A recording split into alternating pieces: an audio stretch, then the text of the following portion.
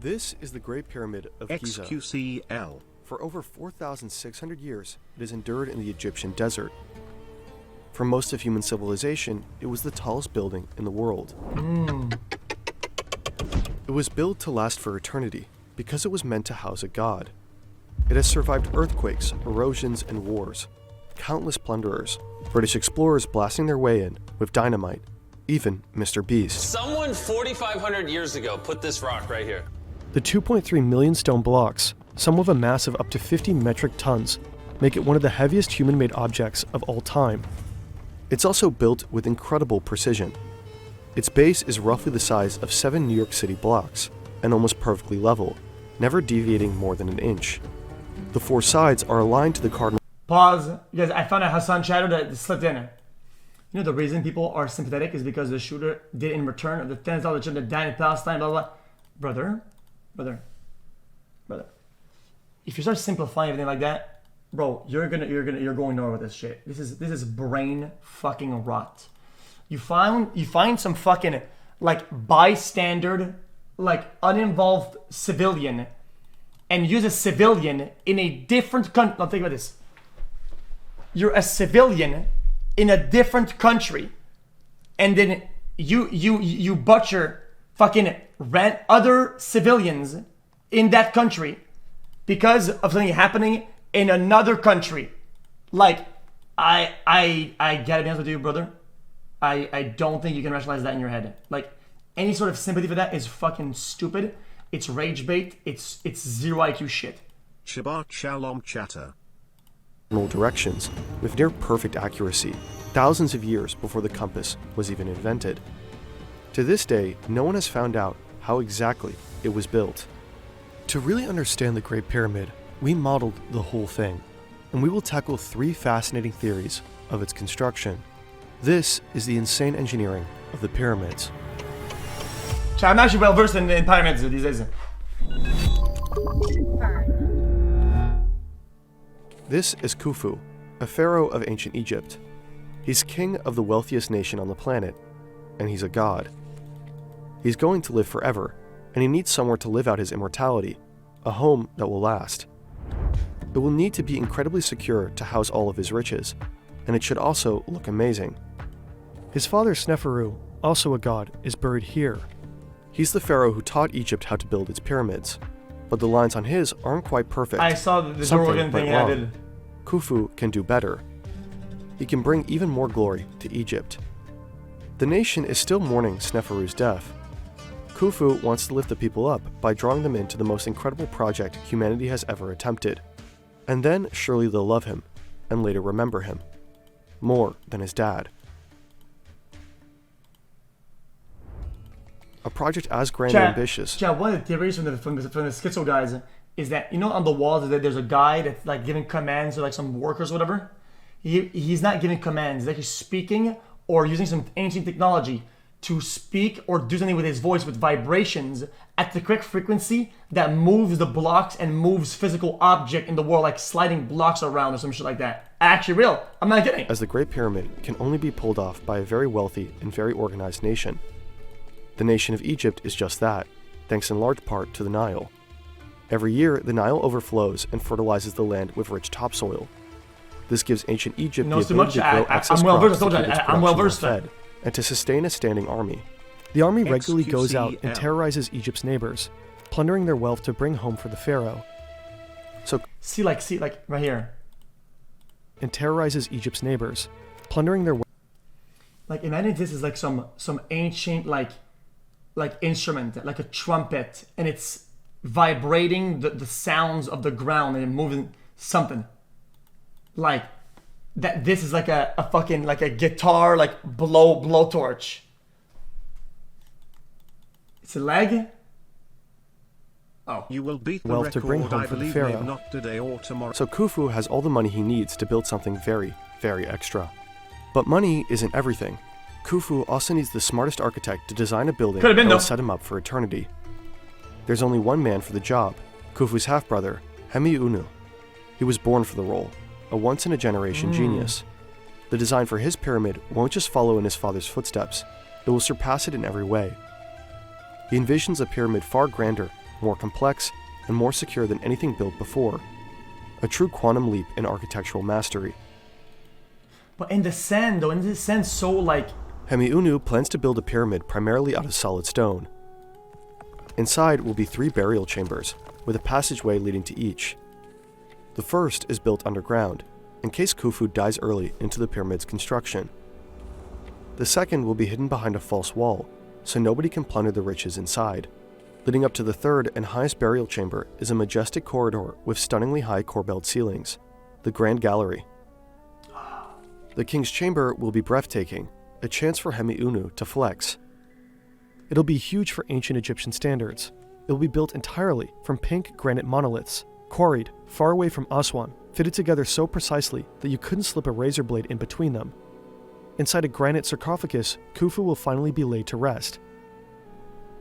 Once complete from the inside, the pyramid will be encased in perfectly smooth white limestone. It will dazzle in the sunlight and gleam in the moonlight. That's cool Finally, shit. a golden capstone, the pyramidion, will be placed on top. Chat. Once all Chat. is put in place, Chat, yeah, I get it, chat. Maybe some of it was unethical at the time or whatever. But guys, back in the days, they built some crazy shit. These motherfuckers around the globe. Back in the days, years behind, thousands of years, they were building some crazy motherfucking shit. It's nuts, dude. Khufu will be ready for eternity. Building a pyramid might take an empire, but to build your dream business, you only need Shopify. Shopify is the perfect moment to start your own thing. This is it. Any idea can grow into, or by scanning, doesn't have time to waste. The pyramid should be built as quickly as possible so that at least one of the burial chambers is ready before Khufu's mortal self dies. Hemiunu is aiming for a timeline of 20 years for the whole project. He calculates that the Great Pyramid will require up to 25,000 builders, a significant portion of ancient Egypt's population of about 1 million. So a great recruitment drive begins. But how exactly did they do it? Well, chat, I'm just confused, chat. Guys, these guys like begins. Did they not think like? But how exactly? We're gonna lose a lot of money if we have so many people working on this shit. Like, it's a big chunk of income. No, chat. 2.5% of your population working on your pet project. Like, bruh. Guys, you guys say slaves. Guys, no way they were all slaves. 2.5% of your population is slaves. No shot. Exactly did they do it? Well, nobody knows. The debate's been raging for hundreds of years, and researchers are constantly uncovering new archaeological evidence and bizarre engineering quirks that give birth to new theories. Sometimes with cutting-edge tech, sometimes by sheer dumb luck. There are theories Wait, hold on. covering new archaeological evidence and bizarre engineering quirks that give birth to new theories. Sometimes with cutting-edge tech, sometimes by sheer dumb luck. There are theories supported by scientific research, which we will cover, and there's tons of dubious theories that rely on wild speculation, which we'll ignore. We've broken down 3 scientific theories Really? You're gonna ignore the most real ones, like aliens? about what the Egyptian secret could be, in order of easy, medium, and hard.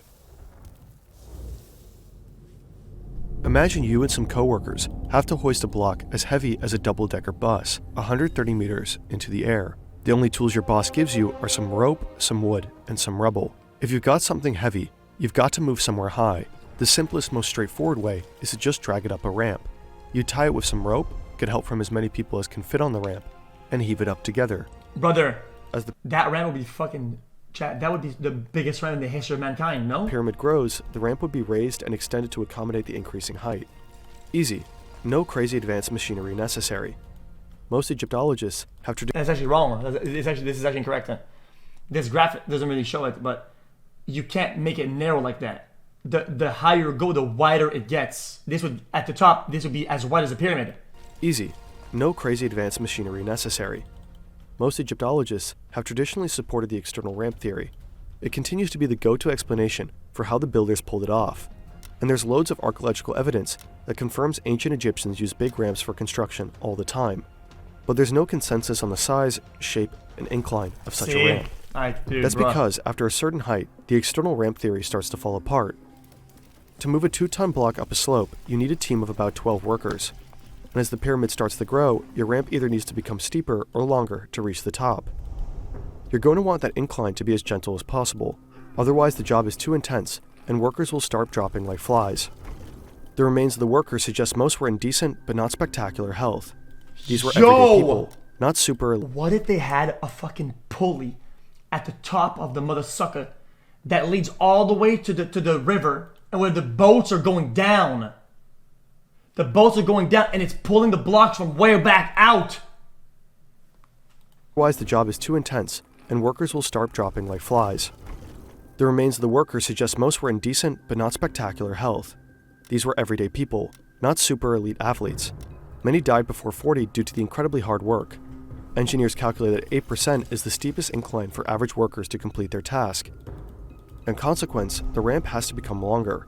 To build a ramp to the full 147-meter height of the pyramid at a gentle enough incline, this ramp would need to be very, very long.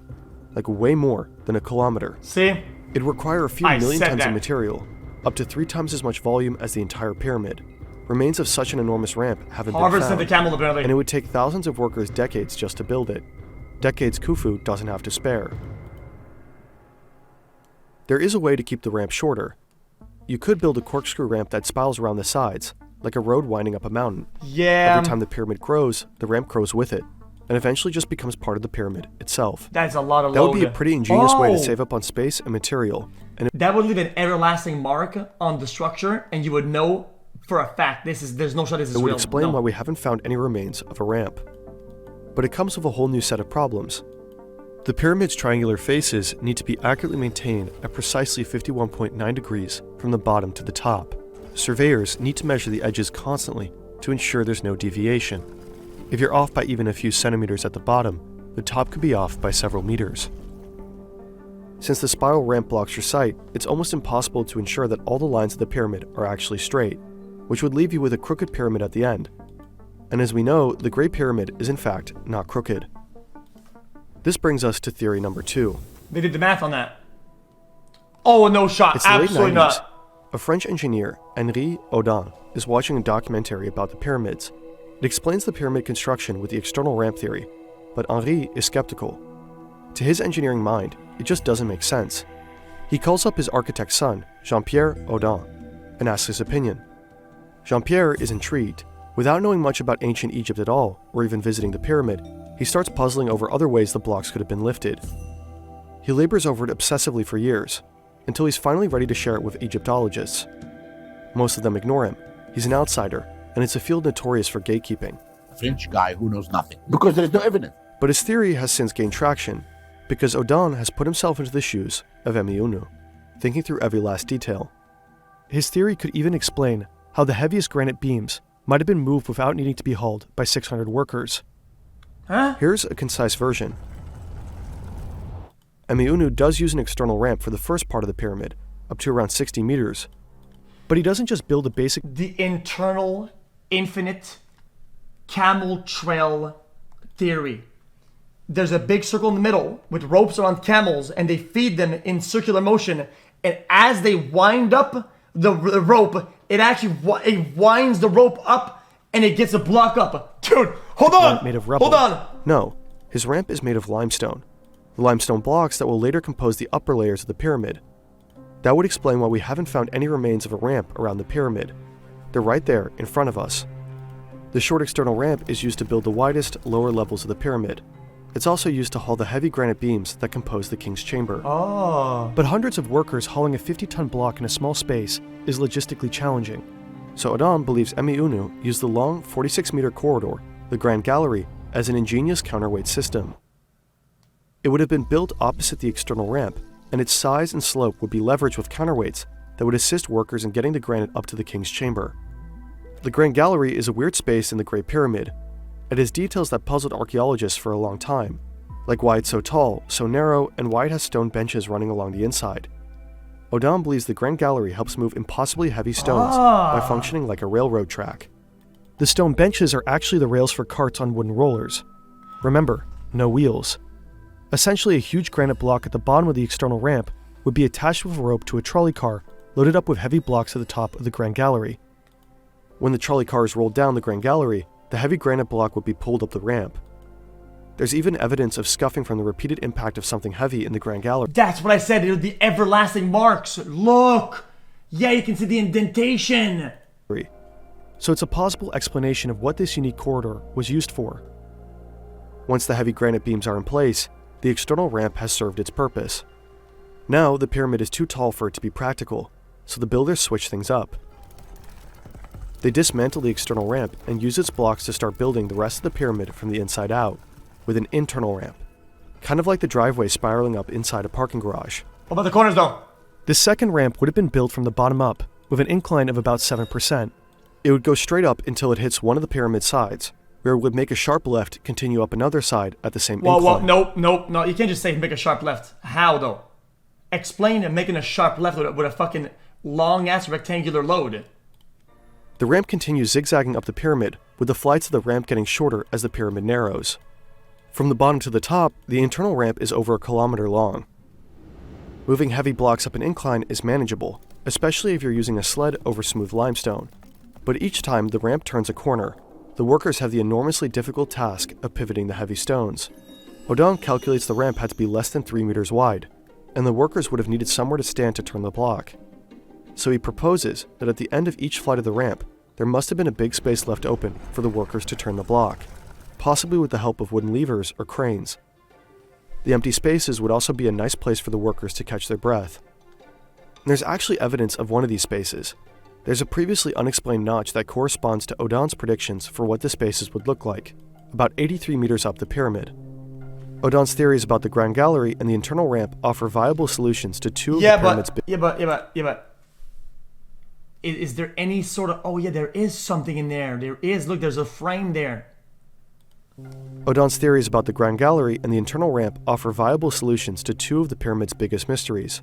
How 2-ton blocks were lifted so high, and how 50-ton beams were moved without the space for the hundreds of workers needed to haul them. Okay, I have a problem with this. How come people don't talk? Like, if 30,000 people worked on this shit, they don't go, yo, they go home, yo, lady, I worked on the pyramid today, we did this. Then they get children. Yo, your dad did this, he did that, boom. And there's a little bit of a trade in knowledge. How come it's all gone? What?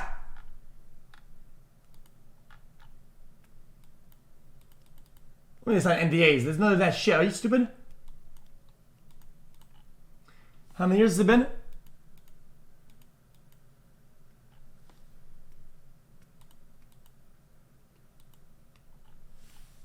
Brother, things die out within hundreds of years, less thousands.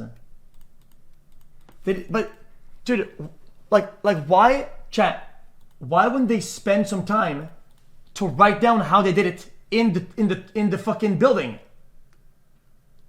Like, people that take great time to build a big work, they want to flex it. They should, because it's a big, great thing. They did. But if he's right, the ramp's design would have been highly complex. Its path would have to be designed with great care to avoid intersecting with any passageways or chambers within the pyramid. Critics of his theory are either unconvinced that its construction is supported by archaeological evidence, or wave off the internal ramp as overcomplicated. Many suggest the external ramp theory is likelier because it's simpler. What? But ancient Egyptian workmanship exhibits extraordinarily high levels of precision in so many aspects.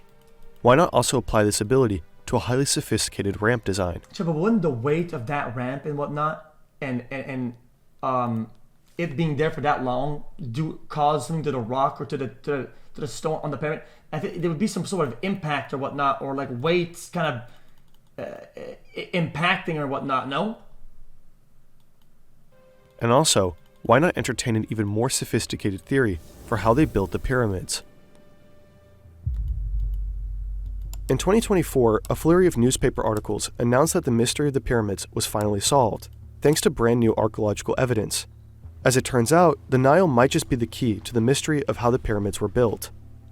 Nowadays, the Giza Plateau lies in an arid strip of the Sahara Desert, kilometers away from the lush banks of the Nile. But during the time that the pyramids were built, the landscape may have looked very different.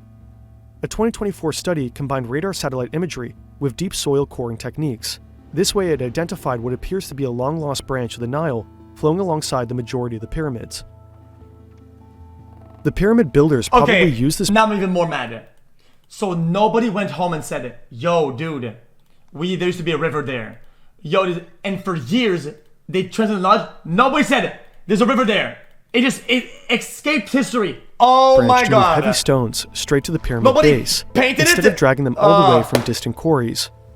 More than plausible that the builders used the Niles to transport the blocks horizontally. But what about vertically? Yo, they were painting fucking zebra legs and shit, and fucking, like, whatever the fuck, like, cats and whatnot, and they went paint the river that caused them to build one of the greatest things ever created by a humankind? Bruh.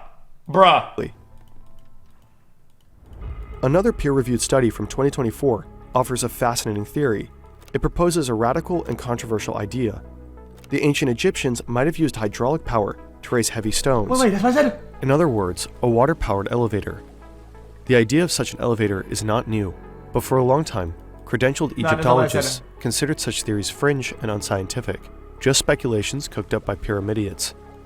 They might sound cool, but there was zero evidence to actually support them. Yeah, that's... Until, perhaps, now. Whoa. The researchers, including hydrologists, mechanical engineers, and geographers, found evidence that the earliest Egyptian pyramid could have been built using a floating wooden elevator capable of raising heavy stones with far less human labor. The water elevator would have worked something like this. Rainfall and floodwater would be collected into a nearby structure that functions as a dam. A system of underground conduits guides that water into a shaft running from underneath the pyramid. Okay, dude, that's fucking nuts. Dude, building this shit 5,000 years ago? Bruh, forget about it. No shot. Up through its central axis, kind of like a volcano. This internal shaft is where all the upward movement is generated. Within the shaft, floating on the water's surface, is a heavy wooden platform, which workers would load up with heavy stones from the ground level. Then they'd open and close valves near the bottom of the shaft, which would feed in or drain out the water. Manipulating the water levels in this way would raise and lower the wooden platform like an elevator. They could raise the platform to heights of at least 17 meters. Then workers would unload the stones and construct the pyramid from the inside out. The study's lead author claims his theories could also help explain why later ones aren't as large as the Great Pyramid. As the climate dried out of the region over time, builders couldn't have captured enough water for a hydraulic lift system. They'd have to rely on human strength to lift heavy stones. So does this theory hold water? Experts are mostly skeptical. Zahi Hawass, a leading figure in Egyptology, says the theory is completely wrong. The pyramid in the study is not only smaller than Khufu's Great Pyramid, but differs structurally. I feel like when people are an expert for too long, they actually become an anti-expert. I know this for this guy. I only know this guy. I'm not saying he's like that, but I think in a lot of fields, when somebody's become an expert for a long time, they become very rigid and cemented into what they think is, and it's hard for them to intake new ideas. They're so defensive, and they go against new ideas, and it becomes a problem. And was built of far lighter stones. So if Khufu's pyramid were built with some kind of water elevator, it would have to be bigger and perhaps more complex. So far, no comparable shaft is known to exist in the Great Pyramid. Ramps, however, are found all over archaeological Submarine excavations theory. of ancient Egypt. So the most common theories continue to put forward some sort of ramp as the dominant construction model. There are other potentially viable scientific theories that try to solve pieces of this puzzle. One expert we spoke with suggests multiple smaller ramps from all sides to cut down on construction time. But to this day, there is still no generally accepted theory for how they did it. In any case, it's good to be wary of all the claims coming out about finally solving the mystery. Everyone wants to be the one to definitively figure it out. If there's not a definitive answer, it's probably just aliens.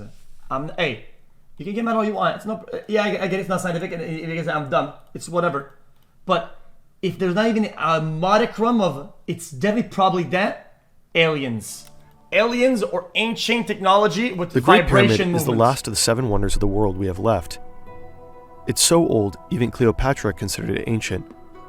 But even though they've been around thousands of years, it's actually very strange we haven't found any blueprints for the pyramids.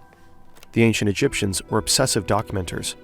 We have A lot of people say that maybe it burned in the burning Alexandria thing, but I heard something that says that a lot of the books were elsewhere or like already copied and whatnot, or some shit like that. No, I thought a lot of the books, the actual loss of knowledge wasn't as big as people portray it to be. But maybe I'm wrong.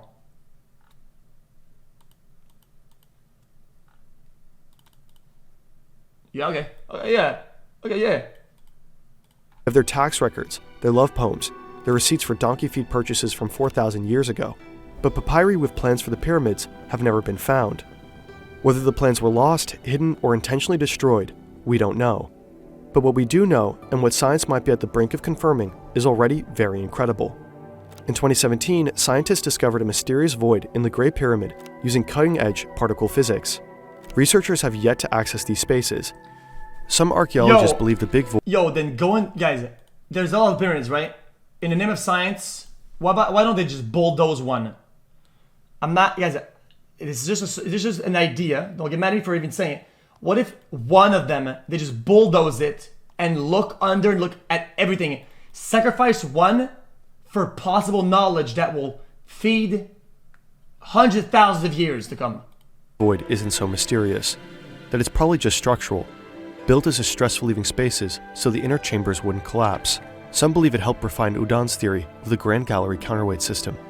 Others, including Egypt's top archaeologist, Zahi Hawass, suggest the void might be Khufu's real burial chamber.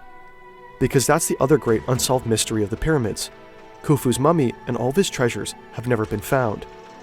Whatever it's for, the big void reveals there's a lot more investigation needed to fully understand the Great Pyramid.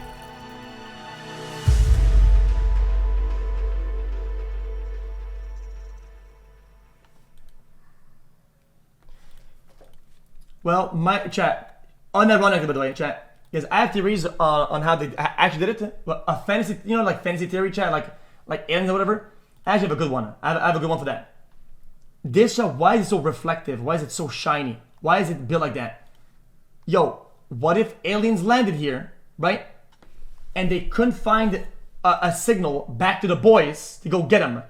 They built antennas that like reflect signals, bong, bang, and intensify the signal like some sort of like antenna for the boys can come and rescue them and then delete evidence. Like a waypoint beacon. That's what I said last time.